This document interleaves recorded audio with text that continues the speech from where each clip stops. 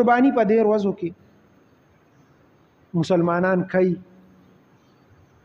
ثوابونه اجرونه بیان شوي دي. د پیغمبر علیه الصلاۃ والسلام او د حضرت ابراهیم علیه الصلاۃ والسلام هغه سنت عمل دی، هغه تازه کوي.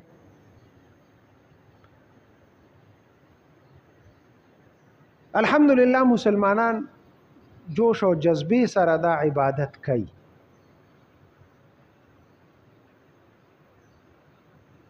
خو یوازې جوش نه دی پکار، مونږ له کتل پکار دي چې پیغمبر علیه الصلاۃ والسلام قرباني څنګه کړې وه،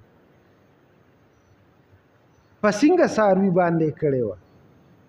هغه مسایل زده کړو چې مونږ هغسې قرباني وکړو څنګه چې زمونږ پیغمبر کړې ده، او په هغې کې ضروري څیز پیغمبر علیه الصلاۃ والسلام چې بیان کړی دی نو هغې د نیت ښه والی بیان کړی دی چې نیت خالص کې. ابراهیم علیه السلام خپل زوی ذبح کو نو هغې کې نور څه نام او نمود او چاته ښودل نو، خالص د الله په حکم باندې او د الله د رضا دپاره، نو چې زمونږ نیتونه خالص. نو بعضې مسایل دي، یو خدا د چې مونږ څاروي اخلو د اوښ دپاره 15 کاله دي چې دی د 15 کالو پوره وي. بعضې خلک په اوښ باندې قرباني کوي. د غوا او د میخې دپاره 2 کاله شرط دی چې د 2 کالو وي. اوس مونږ ته به څنګه پته لګي چې دا د 2 کالو دی؟ نو د هغې علامه د 2 غاښونه، دا صرف علامه ده، نو چې د 2 غاښې وي نو دا به د 2 کالو وي.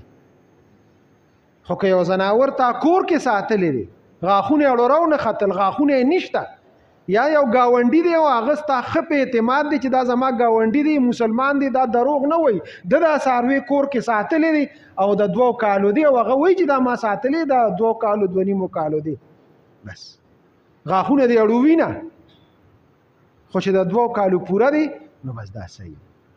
دا زمونږ د پیغمبر وینا ده او زمونږ د پیغمبر طریقه ده. په ګډ او په چیلي کې یو کال شرط دی چې کال وي. په ګډ کې بیا علماو لږ شانتي هغه کړې نرمي کړې ده، که ګډ د 6 میاشتو 8 میاشتو وي خو چې د کال ښکاري صحت نه ښه وي نو خیر دی، په ګډ باندې بیا د 6 میاشتو قرباني پې کېږي. خو د 6 میاشتو نه که 1 ګنټه هم کمی نو بیا پې نه کېږي، پوره د 6 میاشتو چې دی کامل. او چیلی دپاره چیلی کې که 1 منټ هم کمی نو بیا پې قرباني نه کېږي. کال چې پکې 1 منټ کم وي نو په چیلی قرباني نه کېږي.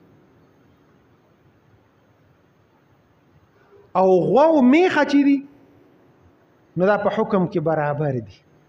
نن سبا دا په میډیا باندې یو خبره ډیره زور شور سره چلیږي، په میخه باندې قرباني نه کیږي او صحابه نه ده کړې. نه، بس حدیثو کې جاموس راغلی دی، ټکي راغلی دی، دا په حکم کې دواړه برابر دي، غوا او میخه. اوس په هغه وخت کې او میخه نه وه، وروستو راغلی ده، خو بس حلال ځناور دی. لکه څنګه غوا حلاله ده دغسې میخه هم حلاله ده، قرباني چې څنګه په غوا باندې کېږي دغسې په میخه باندې کېږي.